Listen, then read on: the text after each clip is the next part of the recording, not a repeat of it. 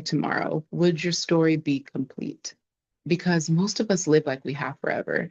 So today we're going to talk about death and mortality motivation, which has been this single greatest inspiration in my creative journey. And if this feels like it's going to be heavy for you, you do not have to watch. You do not have to be a part of this conversation. And I'm going to do my best not to cry because I'm going to talk about, you know, some dark some dark-ish, okay? Um, Story time. So the very first time I had to really face my own mortality. Maybe we won't talk about the suicidal chapters. Maybe that'll be for another video, but I'll talk about a legitimate health scare where I had no control over what was happening to me. So it was in 2019, and I had this ovarian cyst that I didn't know what it was. I just knew that I was in pain, but I was also, bloated sometimes, and maybe I had a gluten allergy. I thought it was a flare up.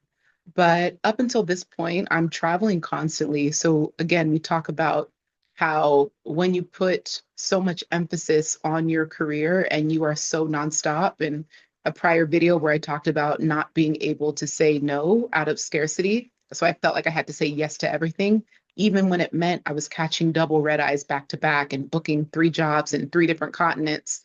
I thought I was, I thought I made it. Like I thought that's what you were supposed to do. You were supposed to build your brand to get to a point where everyone wanted a piece of you and they would pay whatever you asked. And so you just say yes because you don't know how long it's going to last. So you might as well ride the train. And yeah, I mean, I'm not going to say it wasn't fun. Like it was a great season of my life. But I also knew that, yeah, I was neglecting my health a bit. I didn't have the healthiest sleep habits. All the time zone shifts constantly. I'm talking like within 3 days, 3 days, 3 continents. Like it was really chaotic. And just the stress of having to keep up with my email, my blog, my social media, one woman show, just really trying to keep the boat floating. And yeah, I just felt I was getting bloated, but then the bloat would go away. So I figured maybe it was my period, but then my period was gone for a bit. And I've never been on birth control, and I've never not had a period. Like I've always just, I thought I was part of the standard. I think I started at 15, and then I've just always had a period every month. And so when I just started skipping periods or missing periods, I was like, okay, and I knew I wasn't pregnant, okay, because I was still keeping, I was safe. But I didn't know what was happening. And I knew that there was something deeper, but here's where fear will make you lose. You won't be operating out of your best judgment. So I knew something was wrong, but I was terrified to see what it was. So I figured I will fix it. I will optimize my way back to a healthy body. So I started with my diet.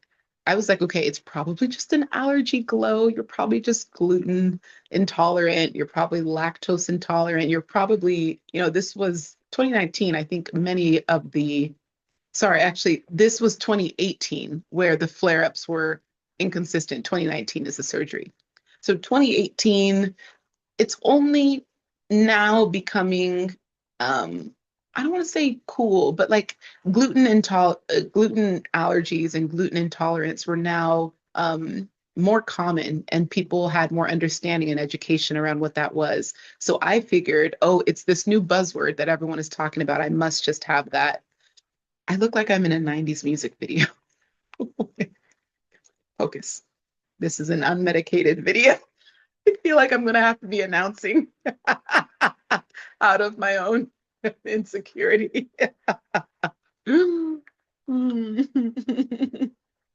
Okay, so I am still doing these brand trips, but now, okay, so I had a red carpet fitting, and I'm going to try on all of these dresses, and every single one around the stomach area was just, I looked pregnant.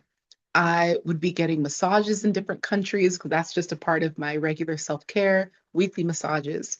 And every single time they would like request, or they would recommend the pregnancy massage. And I would get so triggered. It's so mad. They would, and again, you're sometimes in countries where just culturally things are different.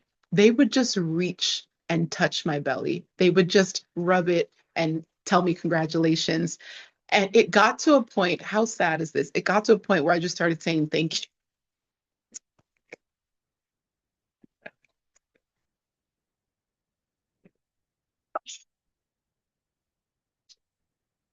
I'm laughing in embarrassment and disbelief at the level of dissociation of my past sometimes.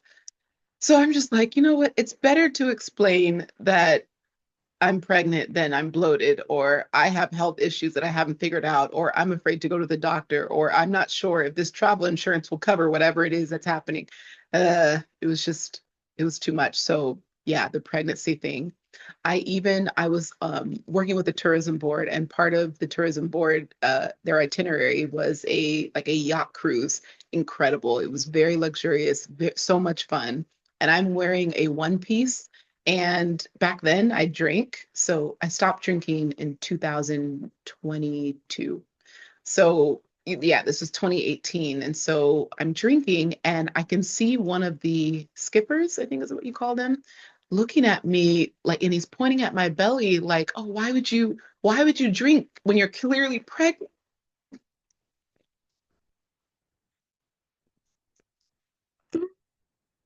Oh, y'all, you have to understand, I've never shared this publicly. I've always just kept it as like my little, not even a secret, but I don't know. There was never a time to really talk about it. I did create a really long and thorough blog post. If you go to theblogabroad.com, there's like a 20-minute read where I detailed the entire experience, how traumatic it was, all the signs that I missed. But yeah, I've never really spoke about it on camera in this detail. So it's very confronting to remember in real time, like as I'm talking to you and I'm bringing up these memories to like relive it and be like, wow, that was so awkward. And I had to stop, stop. I had to stop getting mad. I had to keep stopping myself from getting upset when people assumed I was pregnant because I looked 8 months pregnant, y'all. I, by the time I finally got checked, the first doctor said, yes, if I didn't know any better, I would say you were 8 months carrying. Like you look very far along. And the craziest thing is the next morning I'd wake up flat, like nothing. I'd be good. I'm like, see, I'm fine. And then I'd eat, or a few hours would pass, and all of a sudden it's back. And I'm like, it got so hard to dress that I literally had to start shopping in the maternity section. When you talk about dissociating completely and just accepting this is what it is, and until I figure out what it is, I'm just going to dress the part because I don't know what else to do. So imagine I am blogging and I'm traveling, I'm working with all these companies and they're putting me on all these amazing excursions, and I'm wearing maternity clothes and they have no idea.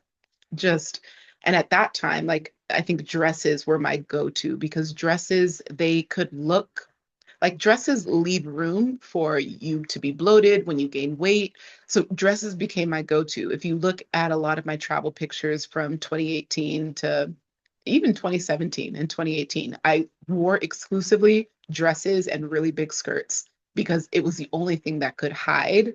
And yeah, it was really, really strange.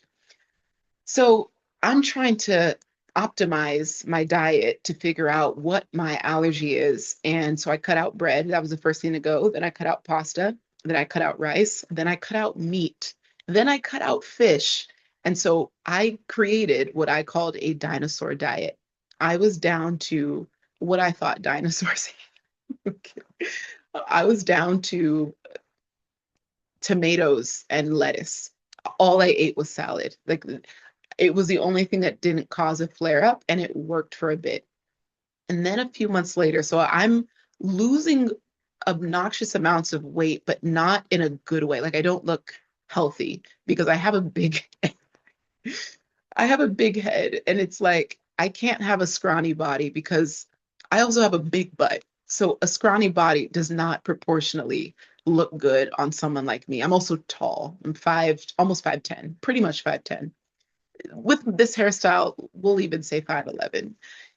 And yeah, so I'm tall. I can't be lengthy and scrawny with a big head and a big butt. It just, yeah. And then, no, okay, I stopped playing semi-pro basketball at that point. So that was okay. So yeah, it's getting bad. And so I'm down to the basics. It's the dinosaur diet. I'm eating pretty much grass. I'm eating what the cows eat at this point. There's nothing that, so I've lost the joy of eating good food. And then there's one night where I'm tossing and turning in my bed. It's like nighttime, and the pain is so sharp, I can't describe it. It's like someone is piercing my stomach or my organs. I don't know, but it's just this piercing pain. And I'm wailing. Mind you, I'm a solo traveler, so I'm by myself and I'm in this Airbnb in Italy, and I'm just wailing. I am in such deep pain. All I can do at that point is just cry out to God and say, "Help me, help me, help me." Like, please make this stop. I'm delirious. I'm in tears. I'm just tossing and turning. And I think I just eventually got in like fetal position and just rocked myself to sleep, cried myself to sleep, really. And yeah, and then the morning came and the pain was gone. So I'm like, okay, cool, we're back. And it was this constant yo-yo of like, is this my life now? And again, you're probably like, Glow, why didn't you go to the doctor? Like, are you kidding me? When I tell you, I was so afraid to lose everything that I had built. It was almost like ignorance was a greater reality. I rather not know and then just one day drop dead. How sad is that? I was willing to just accidentally die than learn what was happening inside my body. And by the time I I got the first opinion, I finally called my friend and I was like, okay, I have something to tell you. And I don't know where to start, but like, first off, I'm not pregnant. But so we're on a Zoom call. And I was like, but I want to show you my belly. Like, I'm not pregnant, but can I show you my belly? She's like, yeah, okay. Probably has no clue where this is going. And she's like, what? Because it is full on watermelon. It is like a watermelon is stuffed inside of me. And in most cases, I've been able to hide it in the blog post. If you go to theblogabroad.com and you just scroll and find the post, you might have to search for it. Maybe search the words ovarian cyst and you'll find it. You could even Google theblogabroad.com ovarian cyst. It should be the first thing to come up. But I remember even hosting a retreat at the end of 2018. And there's a group photo of all of us where I have certain angles, because again, I'm wearing a very loose dress, so they can't see any tightness around my stomach. Wearing a very loose dress. And I'm caught off guard because I put the camera on self timer. So the very first photo we take, I'm actually accidentally leaning back, and the dress perfectly shapes around my stomach, which is protruding like a pregnant woman. And it looked, I was so embarrassed. And so I quickly look at the photo. I'm like, oh, let's just take another one. Like, let's again, like that one's not it. Something told me not to delete it though. I'm like, let me keep this because, oh my goodness, but let's take another one. And then I just like fully leaned in, hiding the angle. And it finally gets to the point where the pain is so unbearable. And I reached kind of a breaking point because I remember there were four companies wanting to work with me, and there were four different continents, and it was four very different opportunities. And when you don't really have direction in your life, like you might be well traveled, well paid, you're building your business, but you don't really know where you're going. You're just kind of feels like you're just going along for the ride.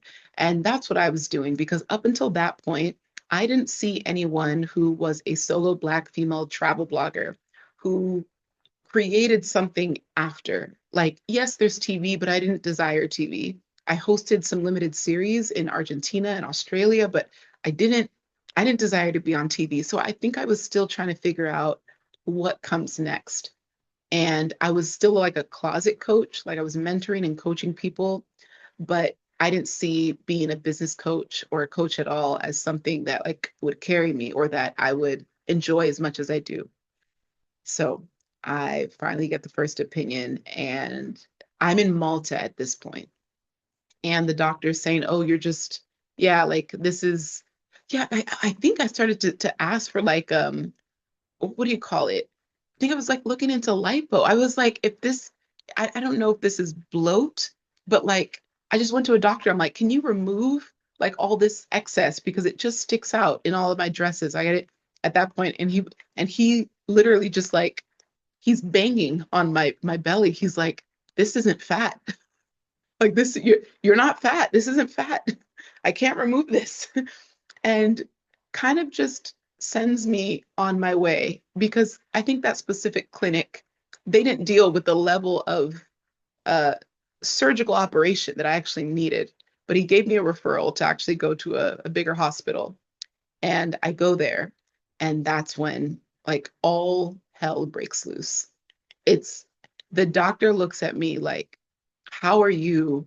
Like we do x-rays, we do what do you call it when they it's what is it? Ultrasound. Gosh. We do an ultrasound. And he pulls up the x-rays. This is after all of this is happening. It takes a few minutes and he pulls up that x-rays, calls me in, and he was like, he circles with little eye pencil. I don't know, but you could circle on the x-ray screen. And he circles all of my organs that are being pushed out of place by this cyst. And he was like, your cyst could have internally ruptured and you could have bled on the inside and bled to death. And this is where it's going to be really hard to, because you kind of, first of all, the guilt of like, what? Like, what do you mean? Like, how did it get there? Like, what did I do wrong? Like, how did this happen? And so the immediate guilt that I didn't come in sooner, the panic that like, so are you saying that this is it? Like, are you saying like what are you saying really? And he's like, we have to operate like immediately. Like this is at any moment. Like I don't know how you're alive. But just yeah, by the grace of God. It's really only God that I'm still here because the way he made it seem like yeah, like a walking miracle. So we're operating by the next day. It's like they probably would have operated that night, but I had to like file the paperwork and insurance, and it all happened so fast. And I remember getting back to my Airbnb that night and just I would looked in the mirror, big belly, but like empty, pale face. And I'm black. Black people don't really get pale, but I looked like the life had been sucked out of me. And I'm still carrying so much shame around how did I get here? How did this happen? And I also know that, okay, before I go under operation, I have to call my mom. Even though we have a really tumultuous relationship, we didn't talk much. She still didn't approve of my career. She didn't understand it. She still didn't see the longevity of it, like almost like waiting for it to fail. And so, like, I think me continuing to travel was my way of showing her or proving to her that like yeah, I'm booked, I'm busy, there's work, I'm good, and I would even send money like to show that there was abundance. And yeah, so making that call, and of course like you know yeah, I think I'm gonna skip that part because I think it's hard to talk about. um and so the next day, the anesthesia, and you go into operation. And I think the hardest part was like, okay, so let's confirm your insurance, because he just looks me in the face and he doesn't even, it's very matter of fact. And I understand a hospital is a place of births and deaths, so there's no emotion around delivering facts. But he was like, okay, so confirming your insurance, like, what would you like to do if you don't make it? Because I've never operated on a cyst this large. And just very blanket statement of this is the reality. And so even having to process that. And I just, again, the dissociation. I think I was so numb, and I was like, okay, God, if this is, I just, I felt some level of, I think shame was all that I could really feel, because there were no regrets. Like, I felt like I lived a good life. But if the goodness of your life only is accounting for you, that's not enough. And I don't believe God has gifted us, each of us, with these very specific and beautiful talents. They're not meant to just be used for ourselves. And that's when I realized, I'm like, okay, God, if you allow me to live, I will spend the rest of my life serving other people. You know, I was like, yeah,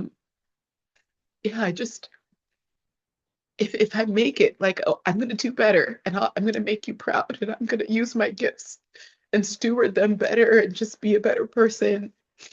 And 7 hours later on the operation table, I feel myself coming to, and there's just these bright lights, and I'm being wheeled around, and there's Maltese accents, and it's loud, and I all I can remember is just like drops of tears coming down the side of my eye, and I can't even talk because I'm shocked that I'm back.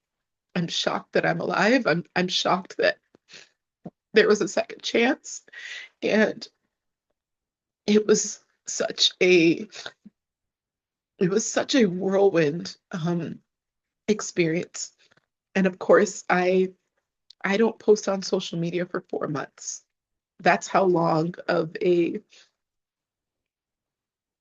um, stretch it was. Like, the time leading up to the surgery and the time after, I just was completely.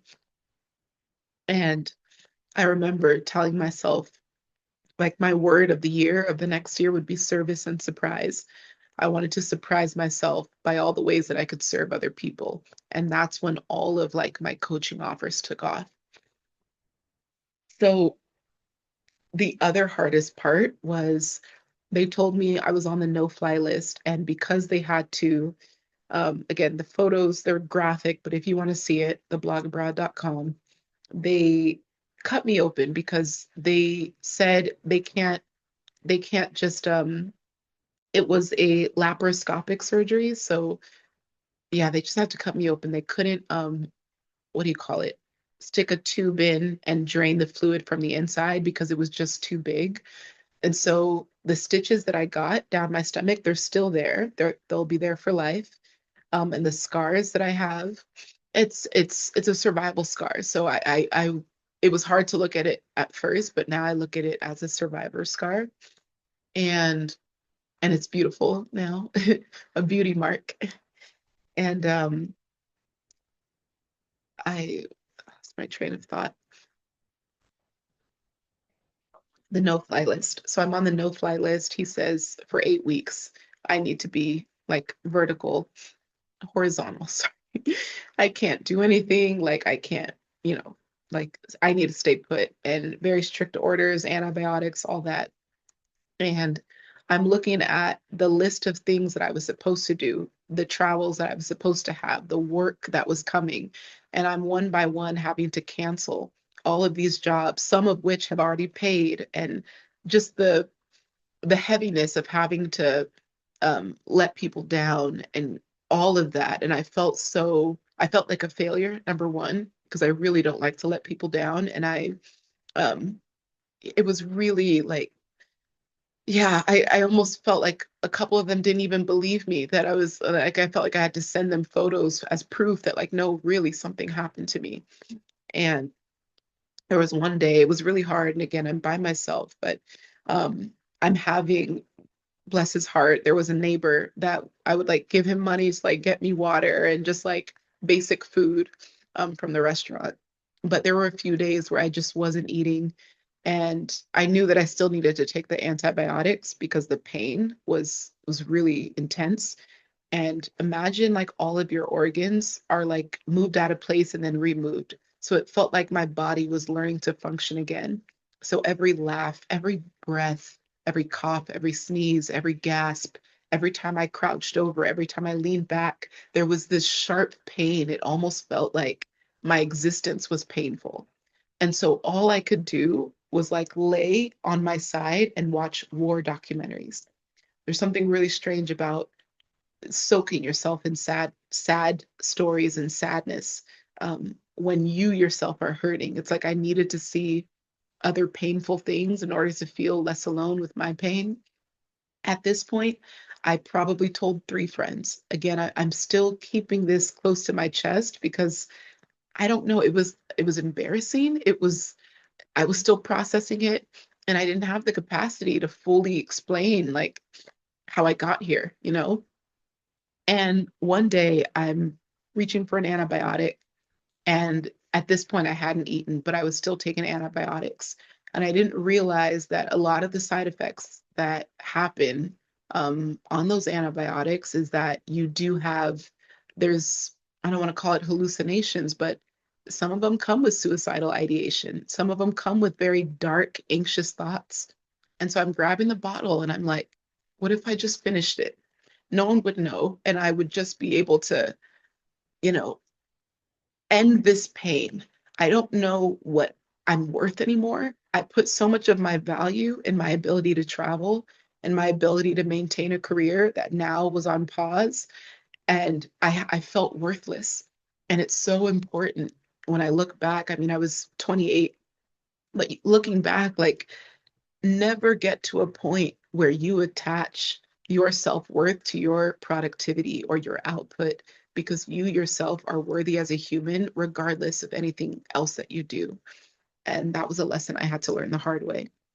And before I pick up the bottle, I said, okay, God, like you brought me here. Like I know this would be such a shameful ending. Like this is, it's not supposed to be like this, but these meds, I don't know who I am. I don't know where I am. I don't know what to do.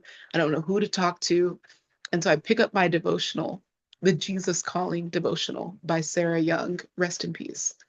And on that day, February 11th, it literally said, thank me for the conditions that are keeping you still. Don't wish away these quiet moments. I'm building you.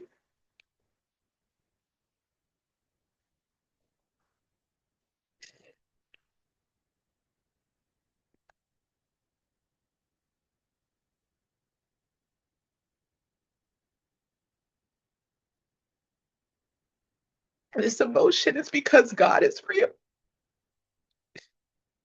and He speaks to us in the most beautiful ways.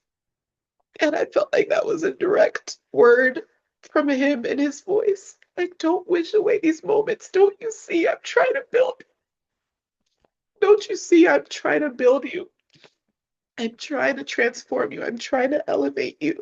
I'm trying to do something bigger and deeper in your life, but I need you to sit still because I can't work on you when you're always on the move. And it was such a breakthrough for me. And like I've never since that moment had another suicidal ideation phase since. And oh my goodness, it's such a full circle moment as well because Jesus Calling heard my story and they featured me in their magazine and interviewed me on their podcast. And there will never be a time where I don't get emotional telling that story because that's the power of mortality motivation. And my story wasn't complete. And for many of you, your story isn't complete. And imagine we continue to play in God's face with all of these gifts, with all of these talents, and we don't do anything with it. So that was like, it was a wrap since then. And I feel like this version of Glow, the light, the the energy that I carry, it sometimes I feel like people meet me for the first time and they're like, oh, this is fake. No one can be this happy. No one can be this obnoxious. No one can be this energetic. Like this is all a front. No, it's because I'm grateful to be here. And I know that there were many moments in my life where I shouldn't have made it. So lesson number one, we're gonna get through this, y'all. I might breeze through the lesson so I can fix myself up and call it a wrap. But if you're still watching, I do appreciate you holding space. I'm sorry if you're crying with me. I did say in the beginning that I assumed that this would be heavy, and but I do feel like this is the vulnerability and the storytelling that we need to lead with because I don't know who is suffering, who's in a dark phase that needs to see someone like me share their story in this way. So, number one, you don't need a funeral to write your eulogy. And so I actually want you to, I want you to record it, a 60-second video where it starts with, when I die, I want to be remembered as someone who. You're going to record a 60-second video and just, it could be recording of your face, it could be a voice memo, but I want you to record something that talks about what you want to be remembered by so that, God forbid, the day that it happens, you have been able to narrate your legacy. And I want you to send it to a friend. Once you do that, send it to a friend. And if you're really brave, I want you to post it on social media. I did. When I first created this creative reset, I did it back in 2021. And yeah, I just made an Instagram video where I said, when I die, I want to be. And if you're watching this on August 5th, then I will share it to my stories on Instagram so that you could see, go watch that video. But let your heart speak freely. Don't perform. Don't posture. Just say, this is how I want to be remembered. This is what I'm hoping to do. This is the legacy that I'm trying to build. And yeah, write your story before it's too late. Number two is that gratitude almost becomes second nature when you recognize you're on borrowed time. And every time you wake up, I know sometimes it could be hard to get out of bed and you have an alarm and drop the kids off at school and responsibilities. But I got into a habit where the very first thing I did, I would wake up and I put my hand on my heart and I say, thank you. Thank you, God. Like, I don't, he, I, I'm not owed anything. God has done enough for me. If he never answers another prayer, which he doesn't, because he is faithful, he is good, he is true. His promises are yes and amen. If he doesn't answer another prayer, I'm I'm set for life. So first thing is a thank you because he saw it fit for me to see another day. And I don't take that for granted. And I try to document, sorry, I'm gonna wrap this up. I try to document my gratitude. And it's not just about gratitude in your journal, but gratitude as a daily practice, gratitude in the way you treat people, gratitude in the smile you give. Every time I leave, like to outside, out of our condo, our apartment, like whenever I'm leaving to be out in the world, I make a conscious decision to put on the biggest smile that I can possibly carry and to just greet everyone that I see and to just add a little bit of sunshine. And sometimes I'm met with like strange stares because why are you so happy? There was some countries like in Poland and when I was in Russia, like I learned culturally because my friend told me, she was like, yeah, we just don't smile here because there's not much to be happy about because you're thinking of Cold War and history, but she was like, yeah, we just think of people who smile as like stupid. She was very honest. She's like, yeah, we just consider them stupid, like they don't know better. Because if they were rooted in reality, they would know that there's nothing to smile about. So, so shout out to former Soviet Union mentality. Oh yeah. Okay. So number three, your story will outlive you, but only if you share it.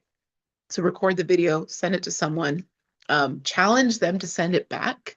Imagine how much more intimate that friendship becomes when someone knows how you want to be remembered. They could probably be the one to honor you at your funeral. Sorry, that got dark, but you know what I mean, okay? But post it because your vulnerability becomes your legacy. And I think mortality is the most underutilized motivator. Mortality motivation is the way Brennan Burchard would coin it, and I think it's incredible. But yes, it is both morbid, but it's also mindful.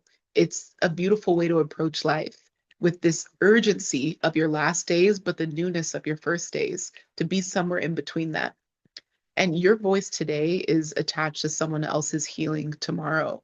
So speak and share it while you still can. We did it, y'all. Congratulations on completing yet another day of the creative reset. So if this stirred up something in you, there are 89 more days of implementation-based ideas that I created to get where I am today and to live with this daily joy and presence that I have. So head to mycreativereset.com or the link in the description because your legacy is waiting.